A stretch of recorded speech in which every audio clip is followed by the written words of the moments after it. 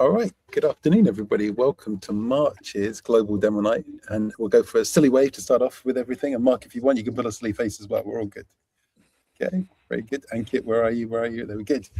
Fantastic. I can't believe it's been a month since we did the last one. This is absolutely insane for me. 2026 was the year we decided to do a global remote demo night every month.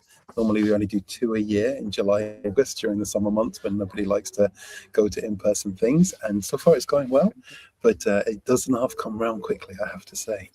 So great to have you all here. I'm going to ask the panelists to introduce themselves to start off with, and then we'll get into the demos from these brave folks with Hibban starting. So please, Shri, introduce yourself, please, and let's tell everybody where you're at. Yeah, sure. So as you all know, I'm Sri Lakshmi. I work as a senior software engineer at LinkedIn. My focus mainly is around building large-scale distributed systems, infrastructure, automation, and internal tooling. Yeah, so right till now, I have like around 5-6 years experience around building scalable systems, focusing on reliability and um, observability and automation. So today I'm like excited to know how the startups here are like focusing on like scaling their systems and how their architecture would look in the future forward. So yeah, excited to be here and looking forward to the demos. Great to have you, and thank you for bringing your lens to this. I hope we get some good promotion on LinkedIn as a result of tagging you in as well. That's fantastic. All right. Yeah, So, definitely. Adash, over to you. Who are you? Yeah, so I am Adarsh Mittal. So I have been working for NVIDIA for more than 8 years, and my whole life has been surrounded by technology, especially in the semiconductor domain. And like I also been like a keen startup investors, and I've invested in multiple startups via AngelList and Equities in. And my education is from University of Wisconsin Madison, and I've been actively involved in peer reviews in IEEE, Springer Nature, and other Q1 journals. And also like to judge multiple hackathons, and that's where like I can use my industry and academic experience and can help the community. So looking Um, forward to, yeah, be a Amazing. part of it. Two wonderful lenses. And before we ask our third panelist to introduce himself, can I just ask you for a quick ad hoc thing here, Adash? What's the number one thing that's like make or break for you when you're looking at making an angel investment in a founder? What makes it special or makes you turn away from it? So it's how like the founders look at the problem and how much they're committed to solving it. So that's what like is the problem big enough for the total addressable market, and how the founders are reacting to that makes a lot of difference. Amazing. And these guys here, they're on a program with Unidays at the moment, and Simon Squibb is one of the panelists at the end, and he sent them a vid saying what he valued in the final, and he said almost exactly what you just said, and that's super interesting. All right, so our third panelist, please, sir, who are you and where are you today? Mahendran, over to you, my friend. Sorry. There's nobody hiding. There's nobody hiding. So Yeah. So I am Mahendran. I have been working as a digital healthcare architect in that US major pharma industry. So around 18 plus years of experience in the technology and the healthcare platform around the world, meaning that started in India and worked in UAE, Abu Dhabi. So after that, I came to US. So around 18 years in that whole healthcare domain related application technology, and surrounded with multiple on the Java, .NET, artificial intelligence. So this is my core technical activities. Other than that, okay. So other than that, industry, the problems with that, what the customer facing. So apart from that, the additional activities as a IEEE member related activities and paper, independent paper researcher, and writing the article in multiple platform, and a member of member of Forbes and other company advisory board. I am serving as that. It's my own interest to learn that, and participated as the judge for multiple hackathon and a reviewer for that science fair and a college one. So all this my additional activities, it's my own interest, not related to anything employer related. So to understand the current industry problems and where I can distribute my what are the learned experience, and I can also learning that new use case what customers are facing and what is the current industry technical challenges. So all those activities. So parallelly, I'm doing this one. You sound like a very busy man. In fact, all of you panelists sound very busy people indeed. I'm really glad that you've made time for us today. Thank you so much. And I'm sure the Thank you. founders are going to appreciate the feedback and the lenses that you bring to this. Sure. So Hibban, I don't want you to be daunted by the caliber of this panel, but I do want you to step into the moment, my friend. And if you're ready to share your screen, we're going to give you the 5 minutes. And for everybody who's not seen this before, you get the 5 minutes for the demo and 5 minutes Q&A with the panel. We're going to give the first question to Shri. We're going to ask the panel to ask their questions in the same order they've just introduced themselves. All right. So, what a beautiful start! What a beautiful deck. Great. You Over can see to my you, screen, my okay? friend. Yeah, it looks amazing. Looks amazing. Hello, I'm Hibban, founder and creative director of Rihla Learning. We're seeking pre-seed investment to launch Umayyad Legacy, a strategy board game that brings history, culture, and architecture to life, alongside an expansive digital ecosystem. We're building a cultural franchise around the Silk Road for the next generation. Amid rising global tensions and conflicts, we focus on how cultures connected, traded, and shared ideas. We do this across physical and digital platforms, combining a board game with an EdTech experience to make history interactive and engaging. Today, history isn't engaging for most kids. Museums are informative but passive, and educational games are fun but lack depth. Families rarely find both education and engagement in one experience. We sit between museums and games. Umayyad Legacy is a strategy board game set on the Silk Road, which also anchors our digital ecosystem, where players become merchants, they trade commodities, they travel across regions, and they complete historical missions. As they play, they also build a 3D architectural monument, giving them a tangible sense of achievement. Alongside this, our digital platform, Umayyad Legacy World, extends the experience with interactive modules, mini games, museum collections, and quizzes. Together, this creates a connected physical to digital experience. Parents want experiences that are both meaningful and engaging, but very few products deliver both. The Silk Road shows us something simple. Some people take their shoes off when they enter a house, some people don't. Different cultures, but we share the same planet. And that's the message we bring to children, showing how societies have always grown and thrived collaborating together. The games and digital learning market is worth over £300 billion, with strong demand for educational, family-focused products. We operate B2C and B2B, selling our board game directly to families and consumers. And our EdTech platform operates both B2C and B2B, partnering with the schools, museums, and cultural institutions. What makes this scalable is that we're not building just one product. We're building a cultural IP.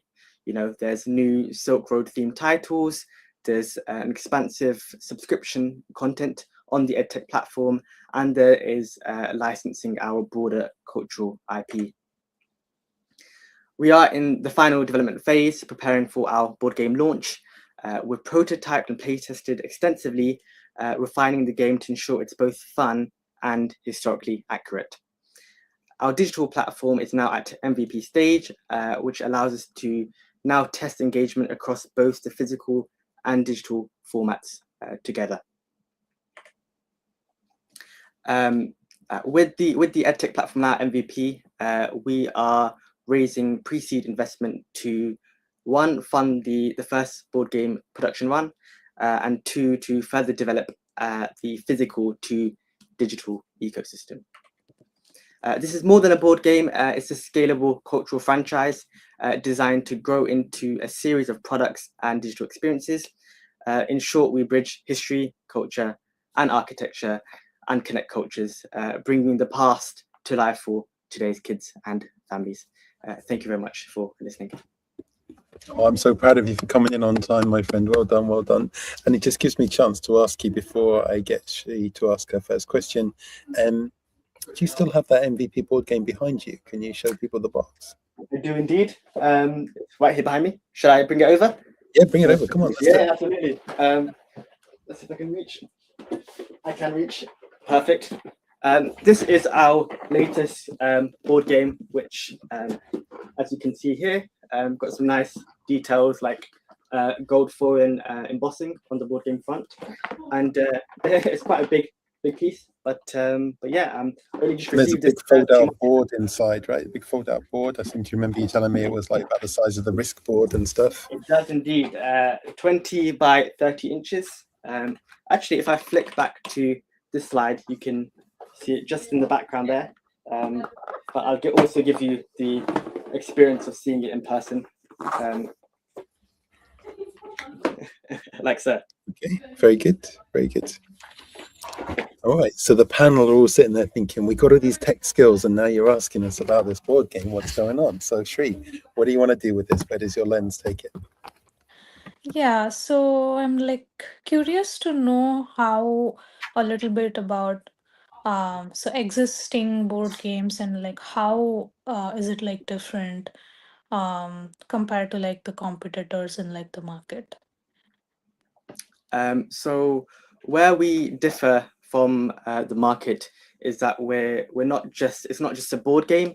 It's a board game that is connected to an EdTech experience. So the EdTech platform, whilst it has curriculum and modules, it also acts as a digital companion to the game. So when you're delving into this game and learning about history, you can also learn the sort of historical lore and sort of backstory behind sort of historical figures, and sort of expand your education from just what's in the board game to something that's a lot more expansive. Got it. Yeah. Yeah, that's really interesting. Yeah, and very well thought idea is like what I think. And so, what do you think would be like one of the biggest challenge in getting this adopted? I'd say it's working both a physical product and a digital platform together. In terms of progressing the two together, it's always going to be a case that one product is slightly more developed at the other. The board game is pretty much close to being market ready. We're making small refinements, whereas the tech platform is lagging behind. We've just reached the MVP stage. So whether that depends on how we'd launch the two, whether it's we launch the board game first and then maybe down the line, 6 months down the line, then we'll be looking to hard launch the tech platform. Got it. Okay. So both can be operated independently in that case? Like there's no need for both of them? Correct. The tech platform operates as a independent learning platform for children, or whether you're partnering with institutions like schools and museums. But there's also one side of the platform which is directly a companion to the game itself. Got it. Okay. Okay, yeah, I think those were the questions from my side, Mark. Yeah. Thank you, Shri. Before we move over to Adash, can I just check with you, Shri? Are you a board game geek? I mean, I am, but I just want to check, do you like board games? Do you play chess or anything like that? Oh yes, like used to play a lot of board games back in college. Okay. Yeah, but I haven't seen the board game plus like the digital. I have seen digital versions of the board games, but like not something like this Another before. kind of hybrid, bringing them both together. Yeah, bringing them both together. Yeah. I often think the tough bit about board games is like, do people have room in their lives for another one? I know the market keeps building and there's lots of new ones that comes along, and I go to like board game cafes with my children where we play games for hours and stuff, which is awesome.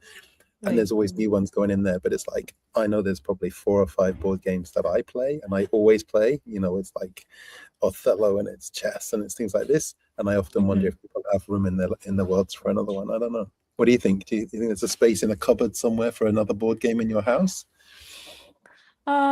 Yeah, so I'm like mostly interested in board games which, take like a long hours to finish. And then we are like couple friends sitting there and working around it with like battles here and there. Yeah, so definitely interesting. Okay, thank you so much. Adash, what does your brain do with this one? Yeah, so I had like couple of questions like before we go into like the how what will the impact of these board games. So first, like what like measurable evidence do we have that game actually improve your history understanding and retention compared to maybe like the traditional teaching methods? Like how are we actually measuring that? Like So this board game in itself is a strategy open world game. So in terms of the game mechanics, it's very much designed for children to be creative. They're not forced down. It's not a trivia game where you can either go left or you can go right. You can travel, you can explore. It's open world. And the second point to answer that is this is actually a project that sort of technically started 4 years ago when I was studying architecture at university. And it's been technically, well, the research has been 4 years in the making, and then I took it through to my design thesis in my master's. So all of that research in this period of time, late antiquity, has all been extracted and put into this game. okay, so what you are saying is that like there are like evidences that have been collected in the past, which has basically shown that like there is a improvement or exploration which the user who is playing the game will see, and thereby there will be better understanding rather than a fixed path of choosing or right or wrong in the game, right? Correct. Yes. So my other question is, when you're trying to build this like the digital platform, right? Like, are you capturing like the players' interaction data to have like a better or improve the user's performance, or trying to see at what level the user is, and basically trying to improve the learning outcomes, or like basically have certain like a tech build around it so that like it becomes like a strong edtech or a scalable edtech problem? Because every user who is playing the game will be of different ages, different regions. So how are we ensuring that like we are capturing the outcomes and the interactions and trying to build a scalable platform? So the board game is what anchors the digital platform, and within the platform itself, there's a lot of room to target different age categories. If you look at a cultural phenomenon like Harry Potter, started off as a book, then went into films, then you had the expansion into Pottermore, which was a tech platform quite similar to how we're positioning ourselves. There's a lot of exploration within that, so yeah, there's more flexibility in the platform. Mhm. Also, have you thought of like basically, so once we get these board games, right? Like, so have you thought of like reusing these board games for multiple use cases or multiple history exploration, or will it be fixed to one point of like discussion for the history, right? Or So our focus is the Silk Road, and that's our sort of framework for teaching kids and families how to sort of embrace different cultures. But within the Silk Road, the beauty of it is that it covers a very, very expansive part of the world. It's from the east to the west. So where our game focuses on Byzantium and the Middle East, those sort of two regions within the game map, there's a lot of room to expand the game map to the Far East.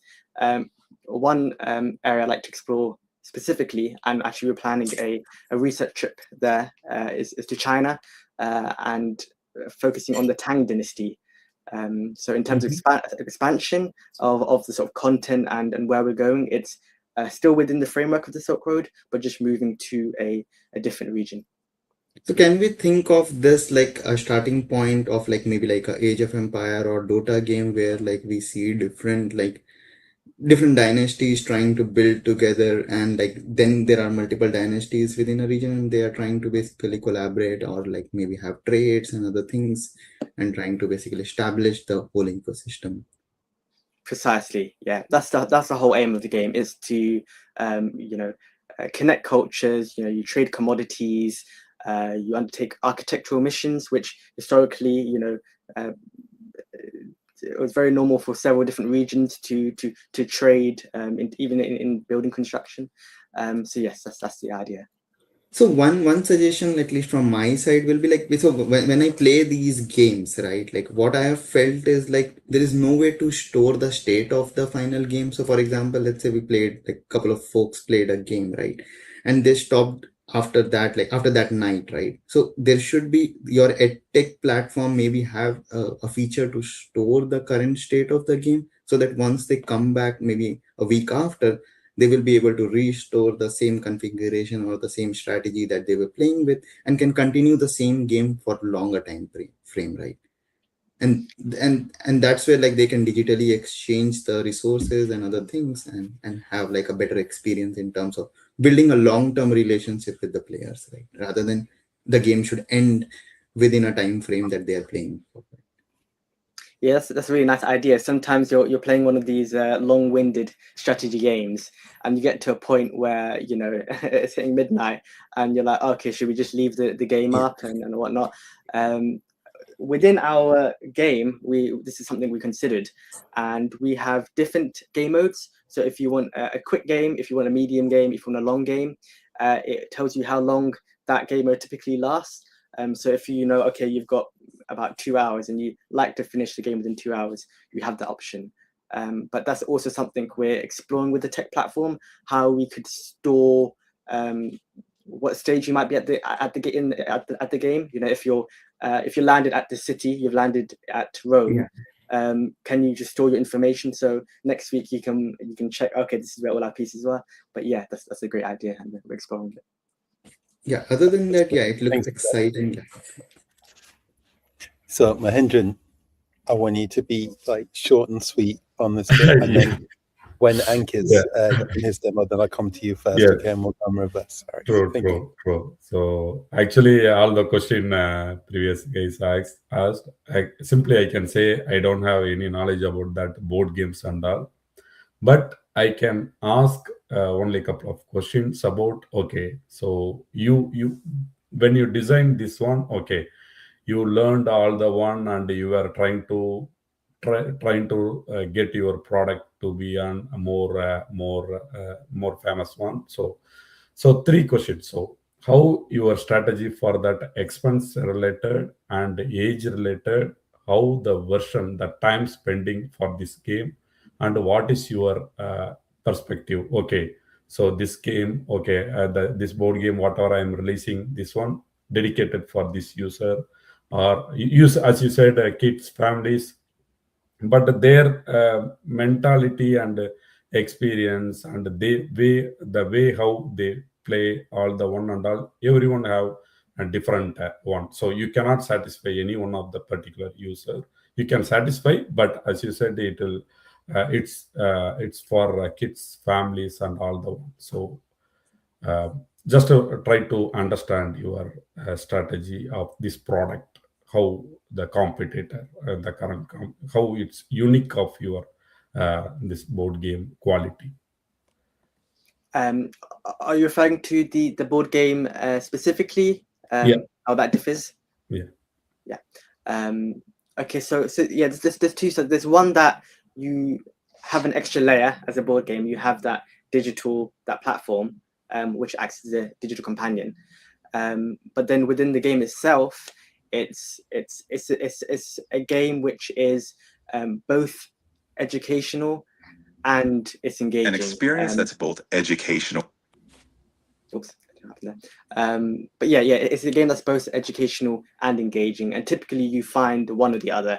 You have games that are very educational, but they're typically very trivia based, so there's no creativity in terms of engaging with that game. Or you get games that are really fun, but they are what you describe as low depth games. Okay, so the expense, the cost of that game, about that. So the manufacturer unit cost is about £7, and we're looking to put the board game on the market for a retail price of £35. So five times the amount. Yeah. Happy days. Well done, my friend. Well done. Thank you so much. And Mahendran, we're going to come to you for the first question after Ankit, okay? Sure. So, Ankit, over to you for your 5 minutes. Let's see what you want to do with this. Okay, yeah. So wait, I'm just going to test if I can flick on here or I have to. Okay, I think that should be working now. Okay, yeah. So I'm Ankit, and I'm going to talk to you about Jog. So can everybody hear me okay, firstly? Yep. Okay, so last year, me and my friend started a run club, and we noticed two main problems. The first thing is that it was very hard for runners to find us. Now, that's because run clubs are scattered everywhere. You can find them on Instagram, websites, Facebook, they have WhatsApp groups. And the second thing is that communication is scattered everywhere. So run club hosts use all these different platforms to communicate to their runners, meaning information is often missed and it's overall just messy. And I found this when speaking to loads of run club hosts across Manchester. So what's the solution to this? The solution is one app where users can find run clubs and run club hosts can organize all their communications. And that's exactly what I built with Jog. So I'm going to quickly walk you through the functionalities of the app now, which I've built. So there you can see the home screen. It shows your next run, recommended run clubs, and recent activities of your friends. And then you can see the messages page there, the group chats for each run club where the announcements will be pinned. And next, going on to the main map page. So this is where you can find all your run clubs. You can click on them, see the details of each run, all the information you need without having to go to multiple platforms. You can also find who's going, you can message them, you can see announcements. And next, moving on to the friends page, and finally, the profile page. So the Jog team, there's me, I'm the solo founder. I started a run club last year, like I said, and I know the market inside out because I'm the target market, which is 22 to 30 new university graduates and young people working in a new city. I developed this MVP fully myself. Now, next, I've been having some introductory calls and initial calls with my team of advisors, which is Gareth, Andrew, and Tom, and they've got decades of experience in places such as Strava, different fit tech companies, and advisory positions in different startups. So why now? Running is growing more than ever. You don't need these stats. You can even just look outside and just see how many more people are running. But here are some stats. So run clubs grew 3.5 times on Strava in 2025, and 6% of the UK population want to start running in 2026. Now, if you think how many people already run, that shows that huge more amount of people are going to be into it. Now, this also just doesn't exist. I've been to so many run clubs, spoke to so many runners, they all wish this existed, but it just doesn't. So Jog sits in that sweet spot between the growth of running and this missing opportunity in the market. So that brings me on to my ask. My main revenue strategy for this is to go to running brands with the data that I've collected on the types of runners that go to each run club, and then get them to target their marketing at these run clubs. And I'll be taking a commission from that. Another revenue strategy is I'm taking commission off ticketed run clubs. So more hosts, more introductions that I'm looking for are the run club hosts. So more hosts equals more users for me and more problems we're solving. And another thing is fitness influencers who will help market our products and can also use it themselves when organizing their run clubs.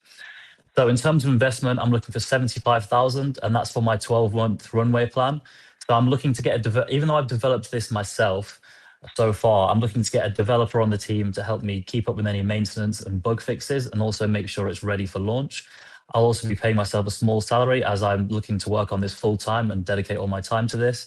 And I'll also be using some of the costs to cover marketing costs, such as the influencer marketing, referral schemes, and paid social advertising schemes. So that's Jog. I'm open to any questions. And yeah, that's it. Look at that, nicely on time or even ahead of time, giving Mahendran the chance to ask you as many questions as he likes. So over to you, my friend. What do you want to ask and reflect with this one? Yeah, so the running club app, it's only for that mobile app or the website and all. So at the minute, it's a mobile app, but it's a Flutter build, so I can deploy it to web as well. Okay. So the second thing is, as you said, the something AI feature. Do you have anything in that app or only the What did you say? AI? AI related any features inside that app?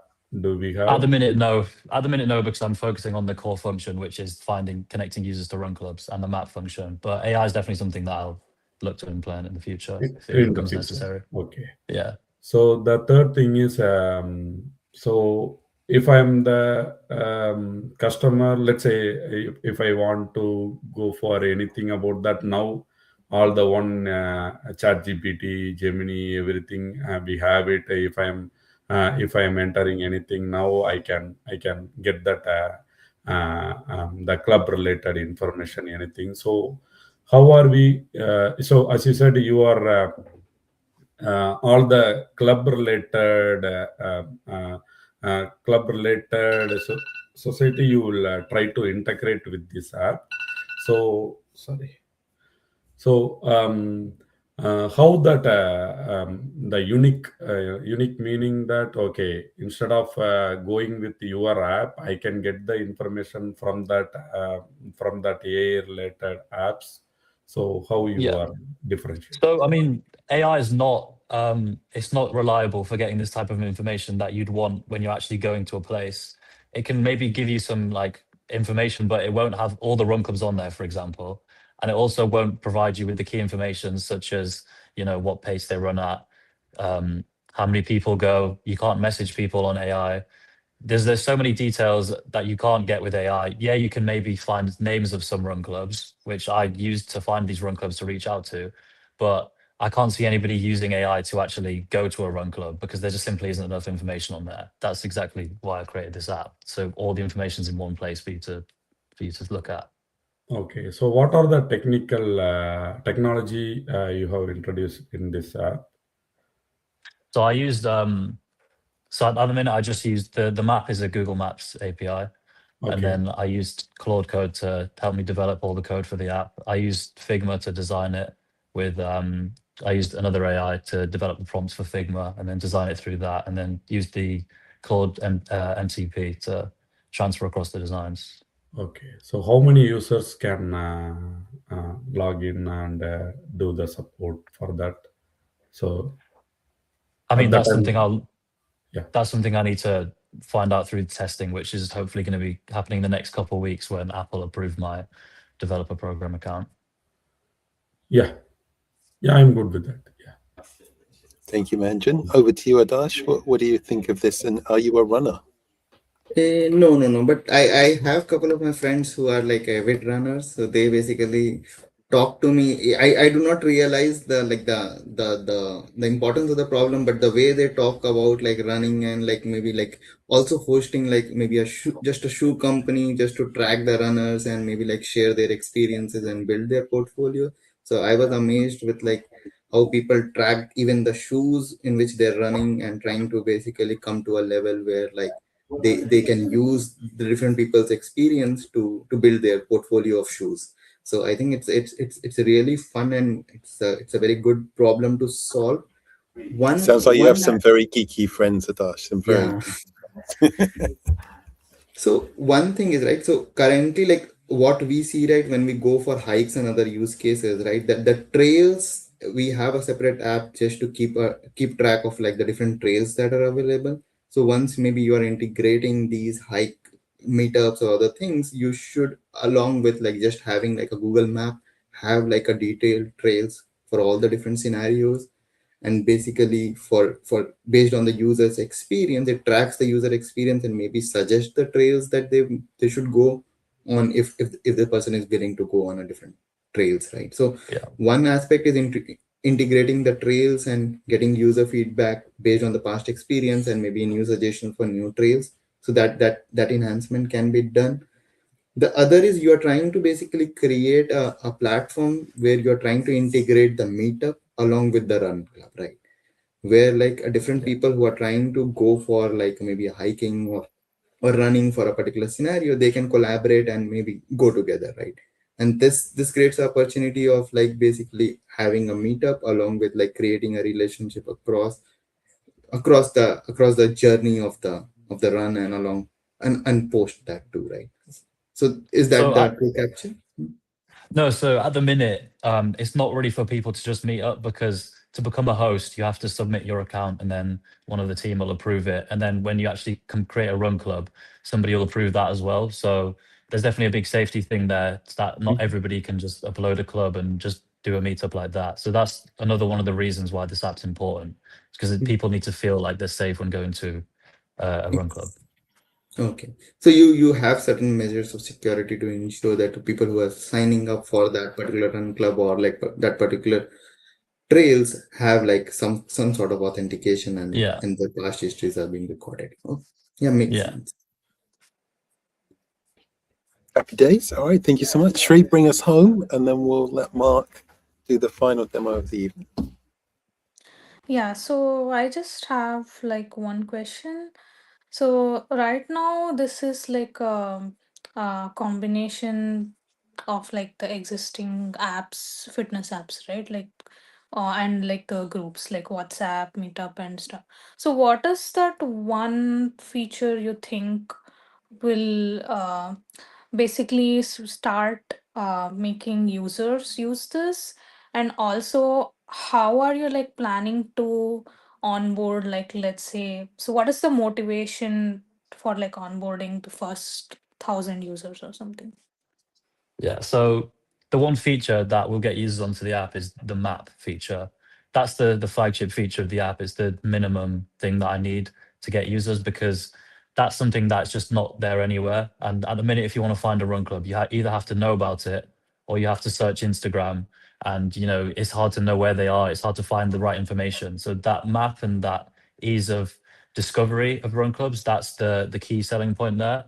And to onboard the first 1,000 users. So initially, I will be launching this in Manchester, which is where I am, because I can go to all the run clubs and actually show them the app. So that's my initial kind of hopefully get 10 to 15 run clubs there, and hopefully about over 100 to 200 users. And then we'll then bring this to other cities once we can show that we've solved problems in Manchester. Got it. Yeah, I think one thing that would be like really helpful and cool is if you have like some kind of a heat map showing how busy are like some of the run clubs compared to others, so that it will be easier for like the users to decide where to go. Yeah, there is the function at the minute, not the heat map, but there's the function where you can see how many people went to the last run club, Got it. just to get a gauge of how big the run club is. Yeah. Okay. Yeah. Yeah, that sounds good. Is that all your questions, Sri? Any other feedback Yes. for Ankit? Are you a runner? No, I'm not a runner, but I am not a runner either. No. yeah. It's tricky when you're not the target demographic, Ankit, to give that. We can talk the technical feedback, but the kind of Right. customer feedback is much harder, right? So I have Yeah. run, so I have empathy, but not being an active runner or as obsessive as Darsh's friends, about my Right. sneakers and stuff. But, Yeah. okay, fantastic. Thank you so much, Mr. Edwards. It is time. Hello, hello. All right. Is that all perfectly on there? No, No. It seems to be somewhere else. I'm in full screen. That we can see. You can see this here, the Yeah, slideshow. when you hit full screen, we couldn't see it. All right, I guess we'll just have to make do with what I got here. Okay. Okay, I guess so. Hello, my name is Mark. Founded Silver. Hopefully this video plays. If there's no audio, then that's all good. It's a very quiet video at the moment, my friend.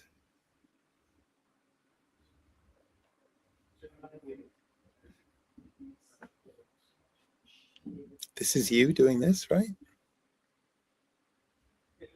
Very good, yeah. No, we unfortunately can't hear any of it though. I mean, it looks beautiful, but we can't hear it. All good. Didn't really need audio. So the gist of it is I went into central London in a wetsuit, and I asked people if they thought schools did a good enough job teaching them what they know about money. Every single person said no. 73% of people aged 25 and under currently struggle with financial literacy, and they don't have a space to practice and learn the tools that set them up for life. And traditional marketplaces and auction houses currently charge excessive commissions and premiums, which is deterring individuals from transacting on them. So we've created Silver, which is a marketplace that people can safely learn to buy, sell, and value assets without commissions holding them back. So how does it work? Every transaction teaches valuation, market research, and risk assessment. So no fees mean you keep 100% of your profits. So instead of, so you learn more by doing rather than by losing. And it's not a course nor a series of videos. It's real money, real trades, and real learning. We're starting with something tangible, rare coins, as they're collectible, tangible, and they have a historically proven store of value. And we're expanding to other collectibles, such as rare watches and trading cards, as it's a bigger market, once we have proved the market here, once we've proved the model that it works. I have over a decade experience in coins in the market. So I know the dealers, I know the pain points, but most importantly, I know the opportunities. So we have Lloyd, who built and sold a rare watch marketplace for over 220 million pounds. He knows how to scale a collectibles platform. We have Nick, who's our leading global financial regulatory expert, and he's helping keep us compliant with KYC and AML. Ed is putting digital security at the forefront of everything that we build. We've already onboarded 100 beta users and have over 500 concurrent listings on the platform. 80% of the $25 billion rare coin market is currently offline due to old school dealers and excessive fees. This isn't just about coins though. This is the blueprint for all collectibles, and we are first. We're seeking investment to fund our marketing spend and user acquisition. We need introductions to major bullion players and silver bullion repositories. And we're also looking for a content strategist who has expertise in Instagram and short form video content. If you want to help us fix financial literacy, one real trade at a time, let's chat. Thank you.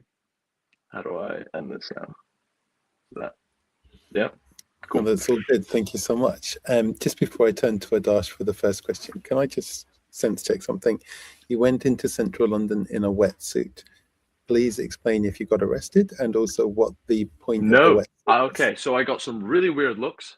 You're kidding me, right? I can't understand it. I walked up to one person. I think we did around 50 successful interviews, and I hold up the mic, and like I was about to curse him or something and his entire family. But the reason that I went in a wetsuit is our goal is to save people from drowning in debt from bad money decisions. And so, every, kind of influencer has their gimmick. Some dance, some point at text boxes, but I'm going to be in a wetsuit asking you about your savings rate. So it's also something that stands out. So there's a couple people like, what the hell is this guy wearing? And then you have someone run up and is like, oh my goodness, what the hell are you doing? I want to find out more. So it gets you eyeballs on the street. I'm a big fan of putting yourself in uncomfortable situations. And I also don't want people to be in uncomfortable situations when they're financially stressed. Oh, I like what you did there. But can I just check, if we put you into the top 10 where you get to meet Simon Squibb and be at Revolut headquarters, will you be in a wetsuit? Because this could be a deal breaker for me. Probably. Okay. Good news. All right. So Adash, what questions do you have? And please, no more wetsuits. Okay. Yeah. So yeah. So the first question I have, right, you mentioned the reference of like having like a financial literacy lesser than certain percentage at a age of less than 25 years, right? So how will like the physical commodity marketplace, currently it is of like the silver and other coins, right? Yeah, so Will you're that, asking about, no, go ahead. so how will this physical commodity marketplace help them in creating like something different than like maybe a stock market exchange platform, right? Great question. So this is, in stock markets, there's all sorts of scams in stocks that you don't know what you're doing unless you're a qualified investor and you've done hours upon hours of research. These are safe, these are proven stores of wealth over hundreds of years versus, any stock company can be spun up like that, and you just an ETF pops up randomly. They're like, oh, I guess I'll pipe my money there. But this is a safe investment. Gold and silver have proven reliable as a great hedge against inflation. And this is a tool that people can, buy and sell. They get educated about the value of money, and they're even able to earn a bit of money on the side because these no fees offer a competitive pricing model. So when we say that the platform offers no fee, how is the platform like be surviving like the years of cost? Absolutely brilliant question. This is my favorite question that people ask. So instead of using regular dollars or pounds or euros to buy and sell something, we use a digital silver bullion. So we essentially have an exchange fee every time that the silver, we call them the silver token is bought or sold. And you're hearing token, you're hearing those alarm bells going off, not a cryptocurrency. It stays, it's a closed loop, it stays on the platform. And so essentially 1 silver token equals 1 gram of physically backed silver bullion. And so essentially, in order to buy the silver bullion, the silver token, we charge whatever the spot rate of silver is plus 6%. And then when you come to sell it back, it's spot minus 2%. So kind of think of it as a pay to play model. So you want to go onto the marketplace and you want to buy something worth £100. You're going to have to spend £106 in order to get that £100 worth of buying power. But then you're like, that still sounds like a commission, but just, kind of spun around and twisted. It's not. That's just how we make our money. But once you're on the actual marketplace, there's 0 fees. You buy something, that's the price you pay. You sell it for a higher amount, no fees there. You can buy, sell, and grow your portfolio without us ever touching a cent. So it's only when you put your money on the platform or actually take it off where we take that small slice. Okay. Yeah, I think I got like the full picture of it. Yeah. It sounds good, yeah, at least like Thank you. I haven't seen such a platform where like people can go and just trade and maybe like try to learn from it. And I believe there will be some educational videos along with trying to interact with like the user to make them more aware of these things. But I think it will be good for people to start investing and maybe trying to learn from all these technologies. Love hearing that. Thank you. Thanks, Adash. Just before we move to Shri for her questions, Anwar's dropped one into the chat here, Mark. So I think this has come up a few times before. Like, what's the link between collectibles? So there was a study done by Bank of America where, Gen Z and millennials are 46% more likely than any other generations to start collecting. And around 10% of at least the US are coin collectors. This is just the beginning addressable market, right? We're not going trading cards or watches or pocket watches or antiques, any of that, or electronics. And they're looking to put their money in, pleasurable investments. They're looking something tangible. Their stocks and bonds are getting a bit too boring. They like art. They like rare, like whiskey barrels. They're looking to park their money in gold, coins. Everything is shifting tangibly because the trust from the government is fading every single day, especially as a younger person. And you're looking to put your money in a safe, basically safe store of wealth that you know you're going to be able to cash out. Super interesting. Okay, thank you very much. Shri, over to you. What does your mind do with this one?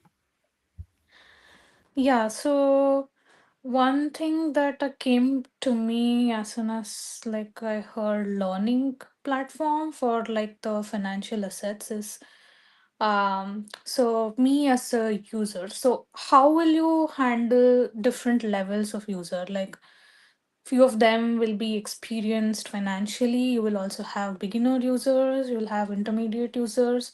How will you ensure like the beginners are not like exploited by That's a great question. So when you go through the onboarding process and you're setting up that profile, you have a series of questions that you answer, and it kind of filters you into different tiers, right? Beginner, intermediate, advanced. If you're advanced, you've got the full no restrictions, go at it, do what you want.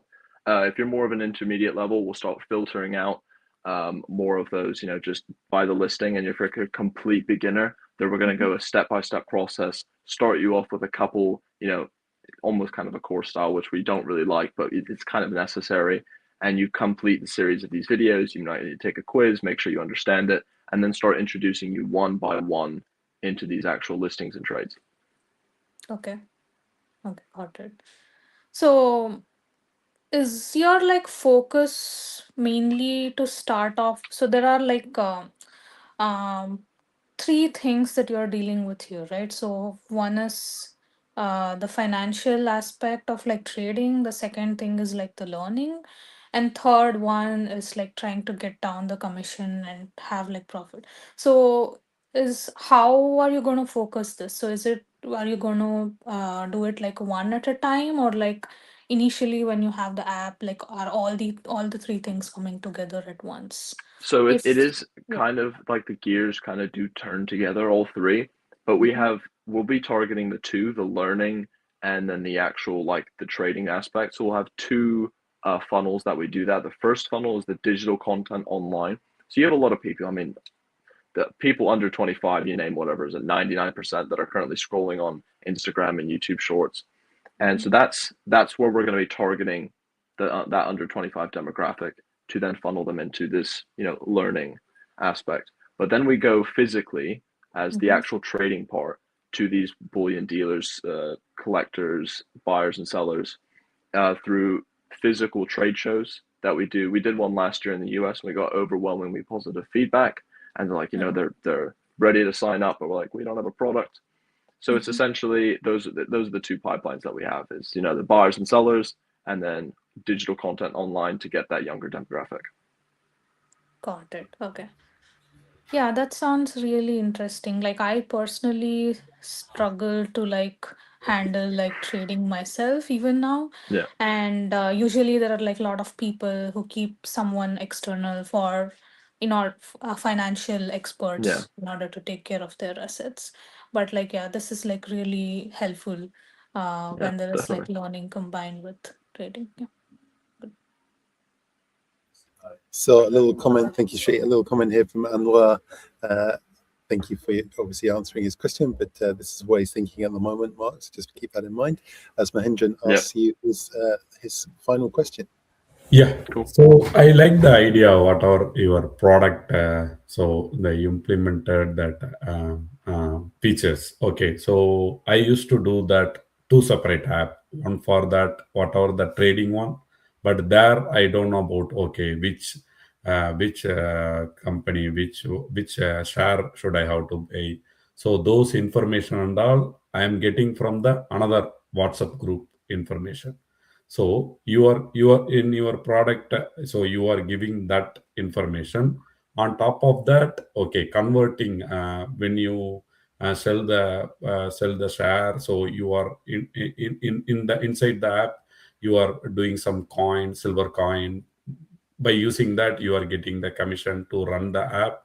So I like the idea and I like the product, and I don't think so combining of these two in that current market. So if you take that app into the next level, meaning that marketing, so if you are having that app inside that, nobody will aware of that name. let's say if you have hundreds of app in the trading, but only 5 to 10 apps the users are frequently using that. So by doing that, okay, so the more marketing strategy plus, okay, if you invite to any new user giving this kind of referral, so like that, if you add more that one, so people are started to use it and they will, it's more helpful on that. So just I'm giving the suggestion whatever the previous question and answer, but I don't have any other than that. Sounds good. Yeah.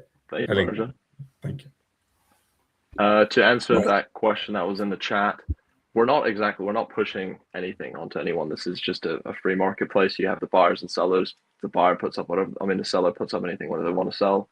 And, going back to that Bank of America case study, the younger generation, Gen Z, is looking to put their money into, not safe, but they're looking to put their money into something tangible and physical. And this is just the perfect vehicle to do that for. We're not explicitly saying that this is going to be safe and we're going to, guarantee you 10% returns per year. That's not what we're doing. We're not a fund. This is just a marketplace. Obviously, being a Gen Z myself, Mark, I totally understand what you're. Okay, so while the panel have a little think about who has been their favorite for the evening, because the most important part of their job is coming up, where they decide who is the people's choice favorite of the evening, I'm going to ask each of you in turn to say which has been your favorite demo that wasn't you. Okay, so in the order that you gave the demos, Hibban, who has been your favorite that wasn't you? For me, I'd say Jog with Ankit. I think it is very time trendy, and I think it's something that is been taking off in recent years, especially since COVID. The running community is grown massively, and yeah, I think there's great potential there. I just want to know if there's an app to keep them on the path, because they keep getting very close to my car when they're running along in big groups and extra. But okay, so you think Ankit was cool. Okay, Ankit, if you say Hibban now, I'm going to know there's been some sort of conspiracy in the background. What has been your favorite that wasn't you today? Okay, so both were amazing, and I do definitely think both of them are really good. But yeah, I am gonna go with Hibban just because the slides were amazing, like the design of the slides and everything. So that just gave it the edge for me. But both Proper were popped on that perfect. first Yeah. one, didn't it? That was really interesting, the first slide. Okay, thank you so much. Mr. Edwards, who has been your favorite that wasn't you? I definitely have to say Ankit, bro. The way he delivered it with okay, both of you had also really good slides. But I just really liked that it's kind of interactive. That you just kind of went and showed the map and stuff, and I was like, I already knew. As soon as you asked, I was like, Ankit just came to mind with Jog. Okay, so if Thank it you. comes to a bit of a limbo situation in a minute, hopefully with three panelists it won't be, but the edge will go to Ankit at this point. All right. So panel, please, let's start with Shri. Shri, what has been your favorite of today? Who do you regard as your people's choice? Yeah, I think all three demos were like really great. But personally, the one that I connected to, the one that the problem I'm facing was like the SLVR. So I think if like I were to use something, yeah, that would be the one. So yeah, that was my Oh, take. fantastic. Look at Mark smile. He's so happy. He's won you over. That's amazing. Okay. Adash, what has been your favorite today? So I like the real learning because like the board games are most underrated, but I believe that they have like a huge potentials because they are commodity product and each of the users will buy it multiple times in their whole lifespan. I gotta Okay, very just good. chime in there. The addressable market's huge, so I definitely agree with the Dutch there. Right. Well, this is a lot of pressure on Mahendra. And then for these guys, this is a very important moment, mate. What has been your favorite, your Yeah. people's choice So of the evening? yeah, even though I didn't know about that board game. Yeah, as other shared, the board games it's good. So more it's kind of all the kids, all the age related factors. So the board games and the Ankit one, that running club related one, and whatever the marks. So I like all the one, even though if I am liking if any one of the one getting that one, not looking right. Okay, others and all not not that much potential. All the whatever I'm seeing here, all the product have more potential. But yeah, in top of that, yeah, I will go with the Edwards one. Yeah, so I like that. You're going with which one? Yeah, the Edwards, the financial lab. Yeah, the trading one. Yeah, SLVR. Okay. SLVR. Oh, you guys are driving me crazy. So you've each gone for a different one. I felt sure you would land. SLVR. Yes. Okay, interesting. Okay. Oh, sorry. So silver. So that's 2 panelist votes for silver. Okay. But we're still tied up because Ankit's got 2. No, you see the panel count. The panel count's double. Ah, gotcha. Yeah, because you guys could have been horse trading in the background, so the panel counts double. Okay, no, that's amazing. But that does mean you're the people's choice today, Mark. Okay, so we give you a round of applause. Definitely did not expect that. I thought definitely Ankit was going to get it. No, I didn't expect it either. No, man, you were rubbish. I don't know. But congratulations. And why don't you explain to the panel what you're doing at the moment, the program that you're on with Canopy? Oh, with uni days. Yeah. Yeah. So I mean, I was out with a friend and I was telling him about this accelerator that I was part of. It was Simon Squibb's Help Bank one. It was the first one, and he's like, accelerator, hold on, there's like this deadline for this other one, and it's like this Canopy uni days one. It's like, you didn't see the email? It's like, no, it's like it expires tonight. So I send an email through, record a video, comes through, you've been selected as the top 100. He got selected as well, and we kind of wound up into this program. Like, okay, gosh, what am I going to do? It's like the next 4 or 5 weeks. So let's see what it's got in store. And like, the first thing that Stuart made us all do is record this letter and this video. We're on April 17th, which is now May 27th, but we're at the finale of the accelerator, and we're kind of talking back to our present / past self. And I knew from that very first task that we did, I was like, we're definitely in for a ride here. And I mean, every single week has just been better and better and better in terms of the tasks. I've seen the self-improvement myself. I've seen everyone in the community engaging, helping each other out. The WhatsApp channel has been pinging every single second of the day. Hey, I've filled out this Google form. Oh my goodness, thank you so much for doing that. Can you do mine? Of course, let's do this. Swap numbers. Hey, I'm looking for someone who's technical. Oh, I know this guy. Boom, boom, boom, boom, boom. I think it's just been absolutely invaluable for every single person who's been here, regardless if you make it to the top 12 or 10. Any person who's participated in this accelerator as a whole has walked away with more value than they came through, all for absolutely free. So I think it's completely 10 out of 10.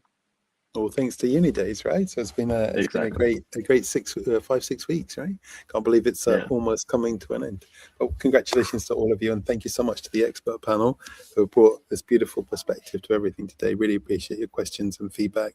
And for these guys, because obviously you don't know and love them, by giving them this advice, they can really take that on board, see that as critical friends, helping them to progress to the next stage in their ideas. So thank you so much for the time that you've given us today. It's been a real treat. So it just leaves me to say goodbye to everybody. And if you want to sign up to any of our future demo nights in person or remote, then just go to our Luma page, Luma/Canopy, and be happy to see you at a future event. Thanks, everybody. Silly wave to say goodbye, and we're all done. Thank you, panelists. Thanks, too. All right. See you later. Thank you.